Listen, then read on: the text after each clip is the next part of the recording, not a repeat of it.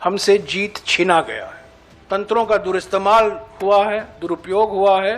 हरियाणा को लेकर उस पर कई सवाल, गंभीर सवाल उठे हैं। उसको आगे ले चलना ईसी तक और ईसी के साथ बात करना हमारा फर्ज बनता है। The process of counting, the functioning of EVMs in at least 3 districts. Haryana के बारे में जो कुछ हमें विश्लेषण करना है जरूर हम करेंगे, पर पहली बात हमें इलेक्शन कमीशन तक जो शिकायतें आ रही हैं अलग अलग जिलों से वो पहुंचाना है।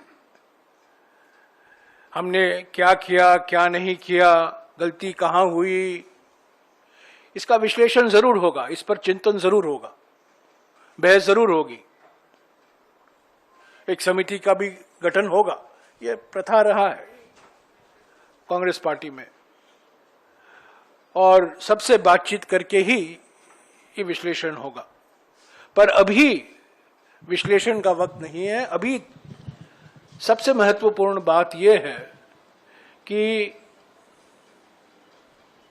हमसे जीत छीना गया है। तंत्रों का दुरुइस्तेमाल हुआ है, दुरुपयोग हुआ है, और लोगों की जो भावना थी और सबने ये महसूस किया कि जमीनी हकीकत बदलाव के पक्ष में था, परिवर्तन के पक्ष में था, और आज वो परिणाम जो आया है उसको नहीं दर्शाता। तो प्राथमिकता हमारे लिए ये है, विश्लेषण जरूर होगा।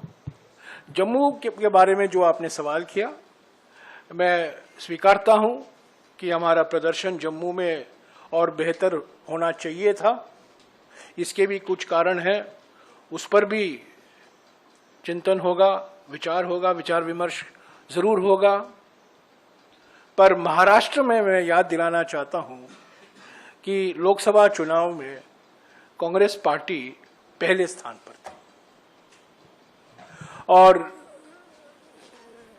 गठबंधन का एक धर्म होता है, जो हमारे आपस की बात होती है हम एक दूसरे से बोलते हैं, मीडिया के द्वारा हम नहीं बोलते। हम गठबंधन में हैं महाराष्ट्र में, उस गठबंधन को मजबूत करना हमारा कर्तव्य बनता है। हम कुछ नहीं कहेंगे हमारे गठबंधन के साथी दलों के बारे में, पर जो चुनाव के नतीजे आए हैं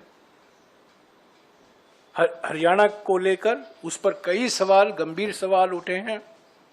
उसको आगे ले चलना ईसी तक और ईसी के साथ बात करना हमारा फर्ज बनता है। अगले 2-3 दिन में हम वो करेंगे, और जम्मू और कश्मीर में शीघ्र ही हम उम्मीद करते हैं कि एनसी और आईएनसी गठबंधन सरकार बनेगी, एक साझा कार्यक्रम तैयार किया जाएगा, और जो जनता की उम्मीदें हैं उसको पूरा करने की पूरा प्रयास करेंगे।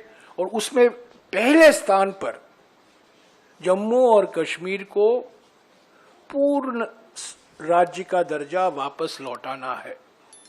इसके लिए एनसी भी वचनबद्ध है और इंडियन नेशनल कांग्रेस भी वचनबद्ध है।